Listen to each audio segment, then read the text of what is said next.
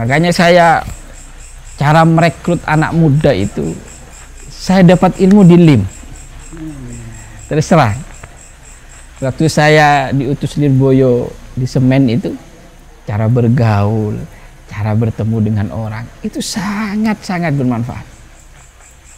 Di sini juga seperti itu. Jadi saya sama anak-anak muda itu seperti apa yang saya lakukan ketika saya diutus oleh Lirboyo berdakwah di daerah Semen. Wah ini iya, saya bilang ini majelis Rasulullah, jangan sampai kalah dengan yang lain. Saya bilang sampai ke teman-teman itu, jangan sampai Rasulullah dipermalukan oleh kalian. Ibu saya tanya, gimana di situ? Kamu ndak apa-apa, dakwah di daerah Kristen apa? Ndak, orangnya baik-baik, walaupun beda agama kita saling menghormati. Oh, kalau ada apa-apa pulang saja. Kalau abah ndak, abah saya bilang, teruskan, mati ndak apa-apa.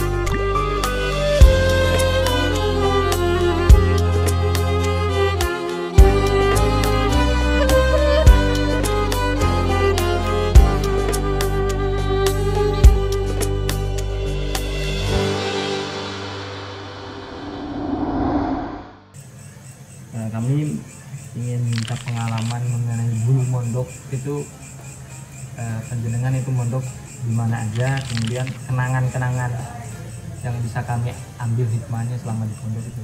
Ya, saya dilahirkan dari 6 bersaudara. Terus saya nomor 6.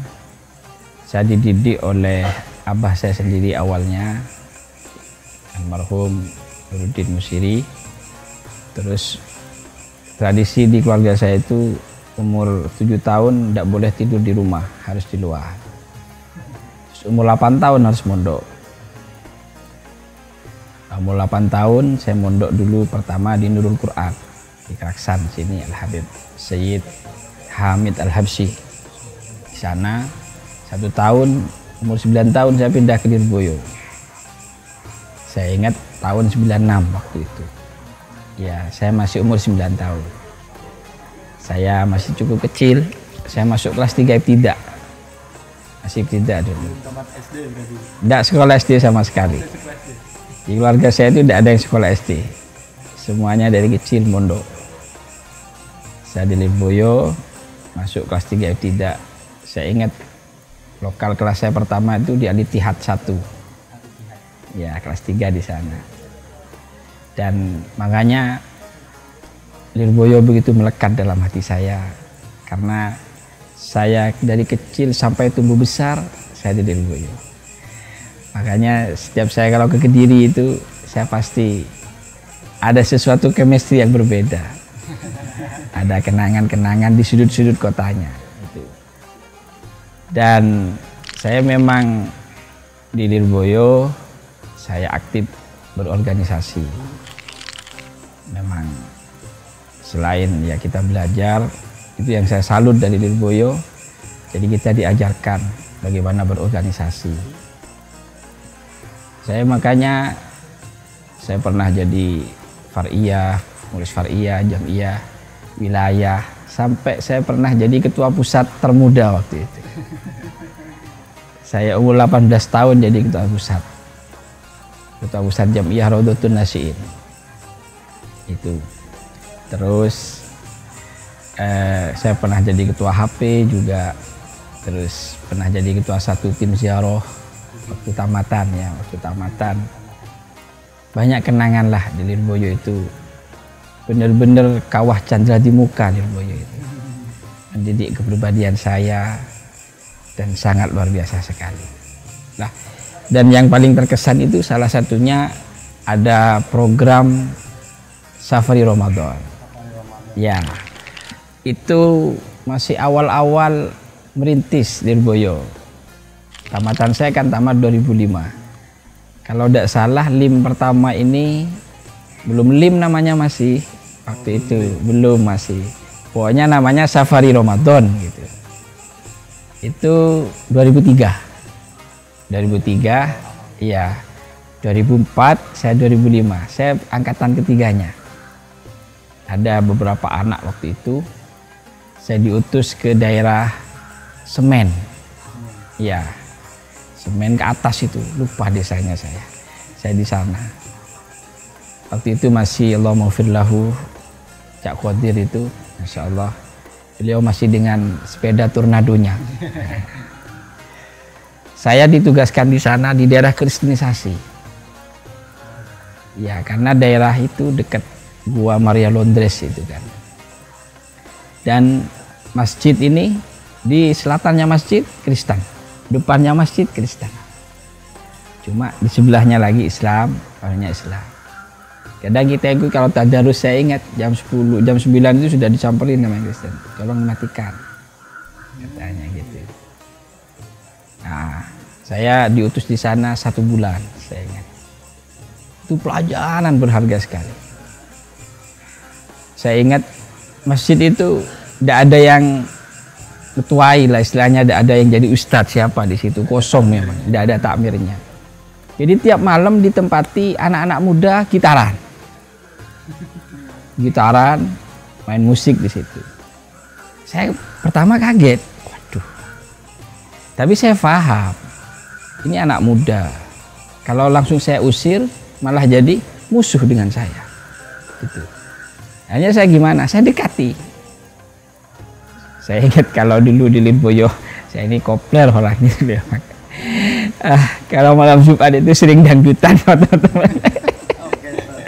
Orkesan lah istilahnya dulu itu. Sampai saya dilempar bata ini sama Allah mafillahu sama guru saya Gus Habib itu waktu itu. di kamar itu. Ya karena saya sering gitu kumpul, akhirnya saya nyambung sama mereka. Nyambung, saya ikut juga. Lah, saya selipkan nilai-nilai di sana.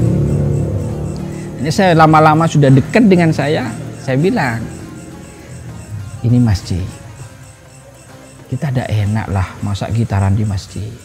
Ya apa dilihat orang lewat, kan masjidnya pinggir jalan. Siapa ini yang enak kan? Buat cangkruk aja yuk. Di mana? Di depan masjid. Buat cangkruk, bisa ngopi apa di sana bebas. Gitu ya, iya, yuk kita ngeroyong buat. Sampai di sana, akhirnya kita di situ ngumpul tiap hari, ngumpul. Akhirnya saya ajak ngaji. Ayo ngaji, saat gini terus. Jadi awal-awal tidak langsung saya ajak ngaji, ya, tidak langsung saya deketin. Apa sudah kena hatinya, sudah saya ajak ngaji, mau. Alhamdulillah. Ngaji dan cukup dahsyat juga pertanyaan-pertanyaannya, kajiannya. Karena di sana itu nikah lintas agama biasa. Iya. Kadang perempuannya Islam, lakinya Kristen, kadang kawinnya Kristen, lakinya Islam. Itu seperti itu. Dan itu fenomena. Itu wah debat dengan kita. Dan seiring berjalannya waktu, ya saya dekat apa semuanya sampai saya tidak boleh pulang, suruh ngimami Ustadz Ed di sana. Tapi ibu saya itu nelpon terus.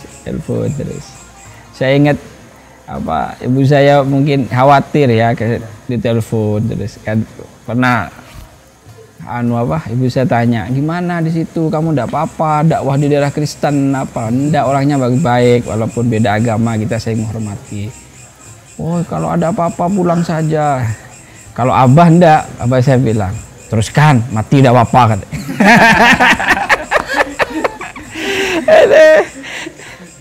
Ya, ada nasihat Bahya Idris itu yang cukup mengena waktu itu, waktu kita sebelum pembekalan. Waktu kata beliau apa? Lek pengen mancing iwak, ndak popo, sing penting ya opo carane banyune gak kotor.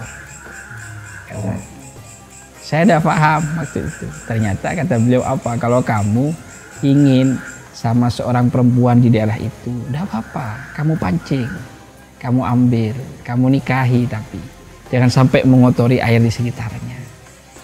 Istilahnya kalau pacaran jangan. Beliau kan halus kan kalau beri nasihat. Itu hanya akan merusak nama pondok. Nah, saya tamat, pulang.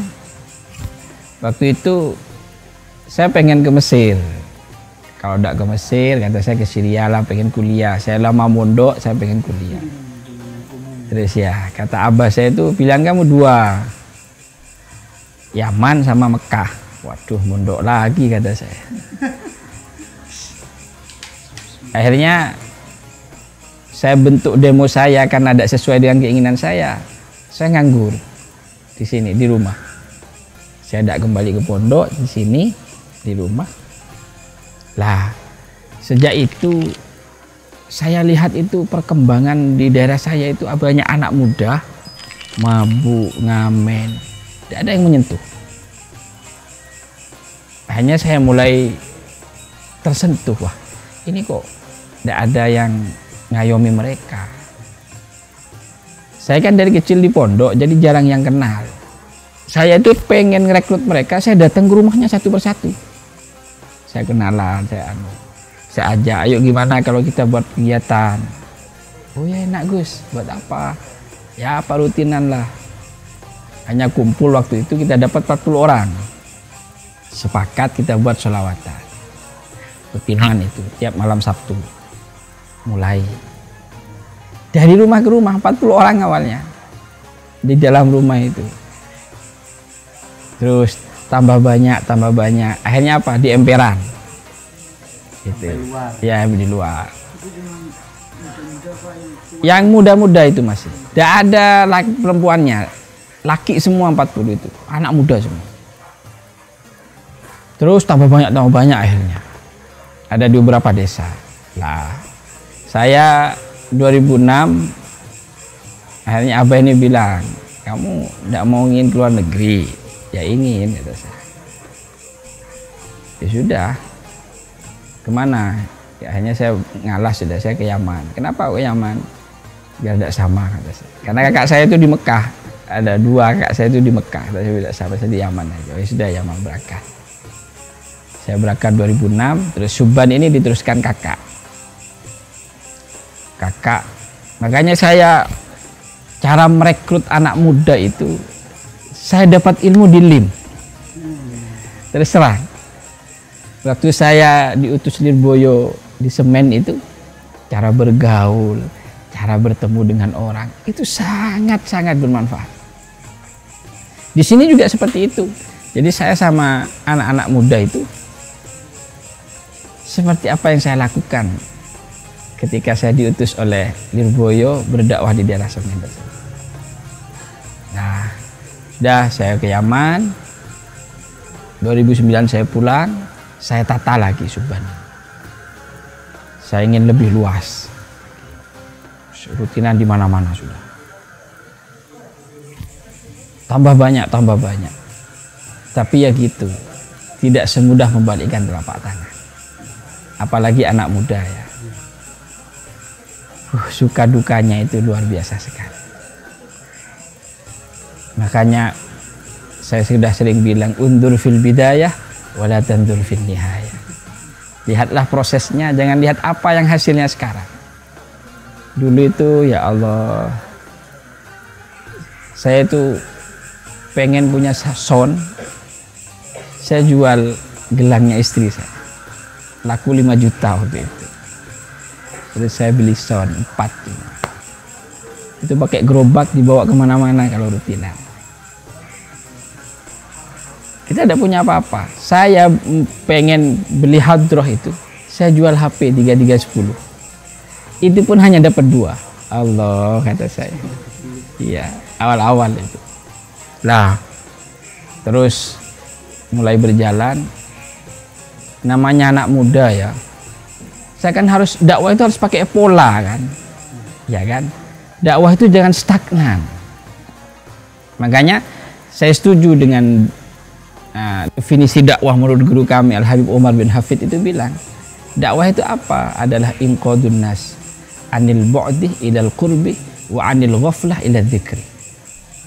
Dakwah itu apa? Adalah ngajak orang yang jauh dekat sama Allah, yang lupa ingat sama Allah. Itu dakwah. Sesuai dengan kapasitas kamu. Dakwah itu tidak harus kamu jadi ustadz, jadi kiai, pegang kitab, enggak. Yang penting dakwah itu kamu ngajak orang yang jauh jadi dekat, yang lupa jadi ingat. Itu dakwah. Nah, itu saya terapkan juga. Lah, saya sering pertama itu awal-awal ya, Subhan itu sering tawur. Benar ini. Karena terus terang di sini itu sebelum ada ini, antar daerah ini konflik anak mudanya. Blok ini, desa ini sama ini konflik, sama ini konflik.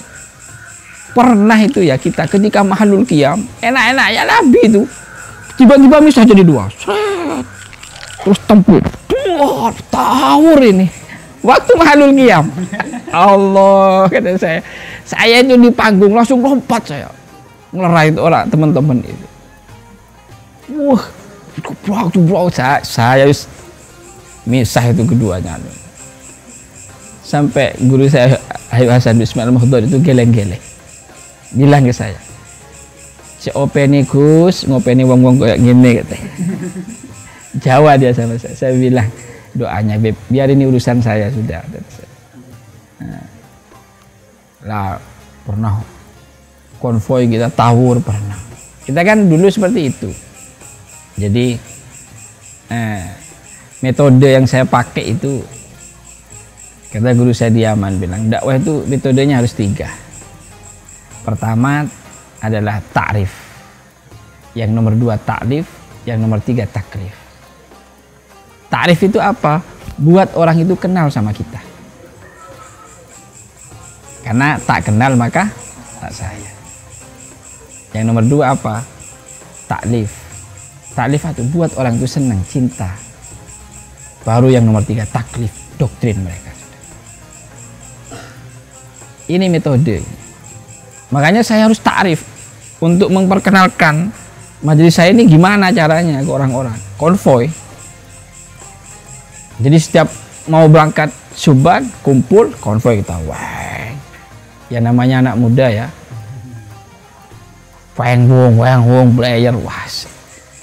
Sampai kita dapat kritikan dari beberapa tokoh lah di Probolinggo. Ini mau sholawatan apa mau ke orkes? Ya cuma anehnya begini orang-orang. Orang ke orkesan, belajar-belajaran gak ada yang ngerasani. Tapi kalau sholawatan, aduh, ya wis tidak apa-apa lah. Anehnya. Sudah, saya jalan, berangkat itu sering. Malah ada waktu itu 2011 mungkin, 2012 lah, jamaah sudah mulai. Saya buat keputusan sama teman-teman, kita buat acara. Malam tahun baru bersolawat. Kaget teman-teman semuanya. Karena waktu itu saya malam tahun baru jalan-jalan.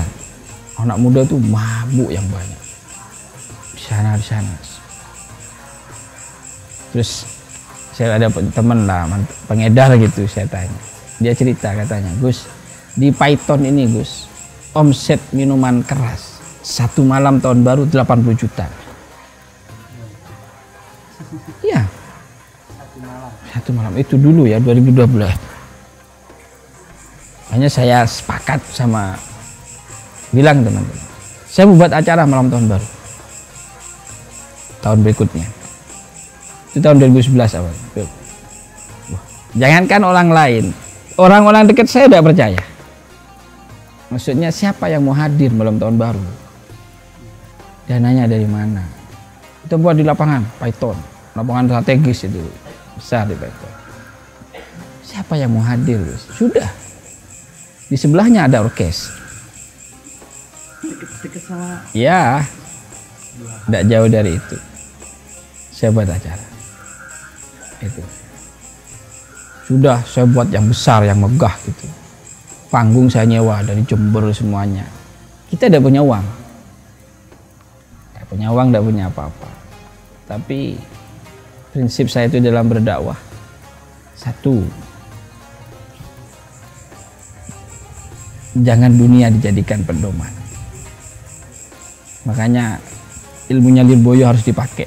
Pukul dulu, hitung belakangan. Makanya ada salah satu alumni, bukan Lirboyo ya, orang luar bilang ke saya salutnya sama Sakti Lirboyo satu, apa katanya? Dia kalau mau programkan sesuatu tidak mikir dana. Pokoknya acaranya gini. Dananya pikir buri. Beda dengan orang-orang yang lain. Saya lihat itu apa? Kita ngobrol program seperti ini, dananya mana? Akhirnya gak jadi. Nah kalau Lirboyo memang betul itu. Yang saya rasakan gitu memang. Kita kalau mau buat halal bihalal, oh gini. Dananya pikir kiri. Itu didikan itu mungkin. Dah caranya itu. Jadi saya cuma niat itu aja, niat dakwahnya. Ternyata saya doktrin orang-orang, saya datangi semuanya itu. Takut tidak rame, kalau tidak rame kan malu kita kan. Wah ini iya, saya bilang ini majelis Rasulullah, jangan sampai kalah dengan yang lain. Saya bilang sampai ke teman-teman itu, jangan sampai Rasulullah dipermalukan oleh kalian.